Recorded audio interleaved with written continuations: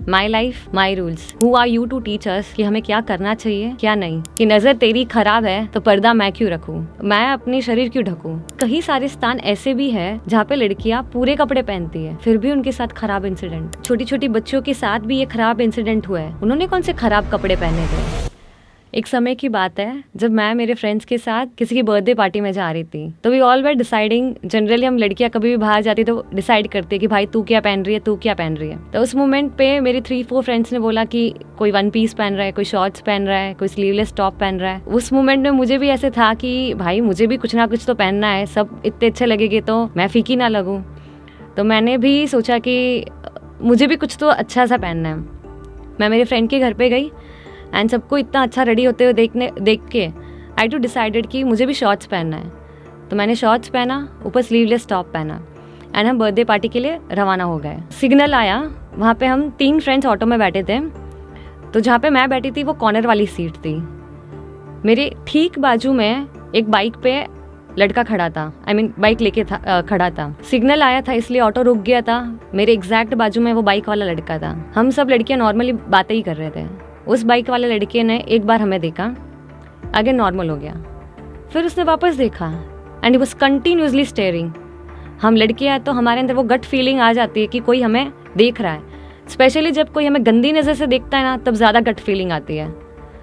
हम तीनों को तो अंदर से हाय खाय लगने लग गया कि कौन है भाई, कौन हमें इतनी गंदी नज़र से देख रहा है। और उस मोमेंट में हमें रियलाइज़ हुआ कि हम क्या इतने चीप है। इतने इजीली अवेलेबल है कि रास्ते में हर कोई व्यक्ति हमें देख के चला जाए। इतनी गंदी दृष्टि से उसने हमें देखा, सिर्फ देखा ही नहीं, जैसे सिग्नल पास हुआ ऑटो वाला रवाना हुआ, उसने हमें फॉलो किया एंड तक, यानी टिल रेस्टोरेंट तक उसने फॉलो किया। हम सिर्फ 3 लड़कियां थी। उतर कर तीनों ने सबसे पहले यही डिसीजन लिया कि हमने क्या किया, हमने खुद को इतना इजीली अवेलेबल कर दिया रास्ते में चलते हर एक आदमी के लिए। So that was a thoughtful moment for all of us and we realized कि क्यों हमने हमारी बॉडी को रिवील किया एंड क्यों किसी को चांस भी दिया हमें गंदी नज़र से देखने के लिए। ये घटना आज से एग्जैक्ट 7 ईयर्स बिफोर की थी, जहाँ पे हमारे दिमाग में सिर्फ एक ही चीज़ थी, my life my rules. Who are you to teach us कि हमें क्या करना चाहिए क्या नहीं। तब हमारे मन में भी यही था कि नज़र तेरी खराब है तो पर्दा मैं क्यों रखूँ। सिंपल था भाई कि अगर तेरी नज़र खराब है तो तू आंखें बंद कर, मैं अपनी शरीर क्यों ढकूं। माना कि दुनिया में सबकी नज़रें खराब नहीं होती है, अच्छे लोग भी होते हैं, बट व्हाट इफ जिनकी नज़रें खराब है, जब मैं रास्ते पे चलूँ मुझे कैसे पता चलेगा कि कौन मुझे अच्छी नज़र से देख रहा है, कौन मुझे खराब नज़र से देख रहा है। एंड जो मुझे खराब नज़र से देख रहा है उनको मैं क्यों मौका दूँ। मैं थोड़ी केवल ज्ञानी हूँ कि कौन सही है एंड कौन गलत है। इस चीज़ को हम एक एग्जाम्पल के साथ समझते हैं कि there are countries like India, Nepal, Canada and US जो एक फ्रेंडली बॉर्डर शेयर करते हैं। उनकी बॉर्डर्स पर लगभग करके आर्मी नहीं है। Why? Because there is no risk of terrorism. वहाँ पे टेररिज्म है ही नहीं या फिर नहीं के बराबर है। Where is India and Pakistan का बॉर्डर, वहाँ पे सैकड़ों की संख्या में भारतीय सेना तैनात की गई है। Why? Because of risk of terrorism. वहाँ पे जाके अगर आर्मी खड़ी रह के हमें बोले कि भाई मैं क्यों बॉर्डर पे गन लेके खड़ा रहूँ, मैं क्यों अपनी लाइफ को रिस्क में रखूँ, सुधरना है तो टेररिस्ट को बोलो वो सुधर जाए, मैं क्यों खड़ा रहूँ। तब हम क्या बोलेंगे? This sounds so logicless and so impractical कि टेररिस्ट को सुधारना, हाउ इज़ दैट पॉसिबल। हाँ, जिस मोमेंट पे सारे टेररिस्ट अगर सुधर जाए तो वहाँ पे भले ही सेना ना हो, लेकिन जब तक टेररिस्ट सुधरते नहीं हैं तब तक तो हमें सिक्योरिटी की ज़रूरत है। बिकॉज देयर इज़ रिस्क, यानी जहाँ पे रिस्क है वहाँ पे security and protection is first and foremost priority. मान लो कि जब हम घर से बाहर जाते हैं तब हम इंश्योर करते हैं कि भाई लॉक आया कि नहीं आया, 2-3 टाइम्स चेक भी करते हैं, बिकॉज देयर इज़ रिस्क कि चोरी हो सकती है। एंड उस मोमेंट में हम ऐसे सोचे कि चोर को सुधरना चाहिए, मैं क्यों अपना घर लॉक देख के जाऊँ। एंड वहाँ पे अगर चोरी हो जाए, चोरी होने पे हम पुलिस को बुलाएंगे एंड पुलिस को सेम स्टेटमेंट दे कि मैं क्यों घर लॉक देख के जाऊँ, चोर को सुधरना चाहिए, इसमें मेरी क्या गलती है।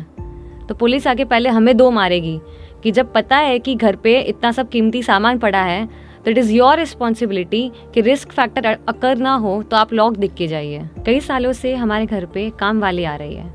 एंड शायद हमें उस काम वाली पे भरोसा भी है। फिर भी जिस मोमेंट पे वो काम करने घर पे आती है, हम मेक श्योर करते हैं कि हमारी सारी एक्सपेंसिव चीज़ें कबर्ड में लॉक तो है। उस मोमेंट पे हम ये नहीं सोचते हैं कि काम वाली को सुधरना चाहिए, मैं क्यों अपनी सारी कीमती चीज़ें कबर्ड में रखूँ। उल्टा हम उसे किसी भी प्रकार का मौका ही नहीं देना चाहते हैं। वाई? बिकॉज वो हम हैं जिसको उसके बाद में, यानी चोरी के बाद में जो भी नुकसान होगा वो बेयर करना होगा। So whole and sole conclusion ये है कि जहाँ पे रिस्क है वहाँ पे प्रोटेक्शन इज मस्ट। जो चीज़ें जितनी एक्सपेंसिव है, अनमोल है, वहाँ पे प्रोटेक्शन इज मस्ट। जहाँ पे नुकसान होने की संभावना ज़्यादा है वहाँ पे प्रोटेक्शन इज मस्ट। इसलिए जब हम घर से बाहर निकले तो हमें हमारी ड्रेसिंग सेंस ऐसी बनानी चाहिए कि कोई ख़राब दृष्टि वाला हमें ना देखे। हमें हमारा शील बहुत प्यारा है, बहुत अनमोल है। We are not suppose to be available for anybody so easily. जब मुझे ये सब चीज़ें एक्सप्लेन की जाती थी कि भाई छोटे कपड़े मत पहन, अपनी ड्रेसिंग सेंस मर्यादा में रख, तब मुझे ऐसे क्वेश्चंस उठते थे कि कई सारे स्थान ऐसे भी है जहाँ पे लड़कियाँ पूरे कपड़े पहनती है, फिर भी उनके साथ खराब इंसिडेंट। कई छोटी छोटी बच्चियों के साथ भी ये खराब इंसिडेंट हुआ है। उन्होंने कौन से खराब कपड़े पहने थे, ये देखा हमने इंटरवल के बाद की स्टोरी। इंटरवल के पहले हु नोस कि वो जो अपराधी है एक रात पहले क्या देख के आया था। मेजॉरिटी ऑफ केसेस में जब इन्वेस्टिगेशन होती है तब पता चलता है कि जो भी खराब काम हो रहा है उसके पीछे जो भी अपराधी है वो अपराधी अडल्ट कंटेंट के एडिक्ट होते हैं। Vulgarity increases risk for all the innocent girls. हमने सिर्फ एप्लीकेशन देखा है, not the origin point. Vulgarity is one among the origin point for all such cases. इतिहास में जाए तो जब रावण के द्वारा माँ सीता का अपहरण हुआ तब रावण ने सीता को बोला कि आप मुझे सरेंडर हो जाओ, मेरे पास सोने की लंका है एंड मैं आपको अपनी मुख्य रानी बनाऊंगा। इतना सब होने के बावजूद भी माँ सीता सरेंडर नहीं हुई। भले ही उसके पीछे करोड़ों की जान क्यों ना गई हो, करोड़ों कत्लेआम क्यों ना हुए हो, बट माँ सीता सरेंडर नहीं हुई। एंड तब जब माँ सीता को पूछने में आया कि आप अकेले अगर सरेंडर हो जाते तो इतना सारा कत्लेआम नहीं होता, इतनी बड़ी रामायण ही नहीं रचती, तो माँ सीता ने जवाब दिया कि अगर आज मैं सरेंडर हो जाऊँ तो भविष्य में ऐसी करोड़ों लड़कियों को आलम्बन मिल जाएगा कि जब माँ सीता सरेंडर हो सकती है तो हम क्यों नहीं। तो इससे पता चलता है कि हमारी लाइफ में शील कितना इम्पॉर्टेंट है। अगर हम एक 10th फ्लोर की बिल्डिंग में ट्रैप्ड हो जाए एंड कोई आके हमें बोले कि तू सरेंडर हो जा, एंड हमारे पास ऑप्शन है कूदने का भी, तो हम क्या चूज़ करेंगे कि भाई कूद जाते हैं, बट किसी को भी सरेंडर होना it's not easy for us. हम कूदना प्रिफर कर लेंगे इंस्टेड ऑफ उसको सरेंडर होना। यानी हमने यहाँ पे क्या किया, हमारी शील को प्रायोरिटाइज किया ओवर आर प्राण ऑल्सो। दिस अगेन कंक्लूड्स कि शील कितना इंपॉर्टेंट है। तो यदि छोटे कपड़े, टाइट कपड़े, अभद्र कपड़े या फिर ऐसे कपड़े पहने जिसके कारण किसी को मुझ पे विकार आए, या फिर मेरे कारण किसी मासूम, किसी निर्दोष लड़की का शील रिस्क पर हो, ये पहनना चाहिए, या फिर मर्यादित कपड़े जिससे मेरा एंड बहुत सारी मासूम लड़कियों का शील सुरक्षित रहे, ये कपड़े पहनने चाहिए। Choice is hours.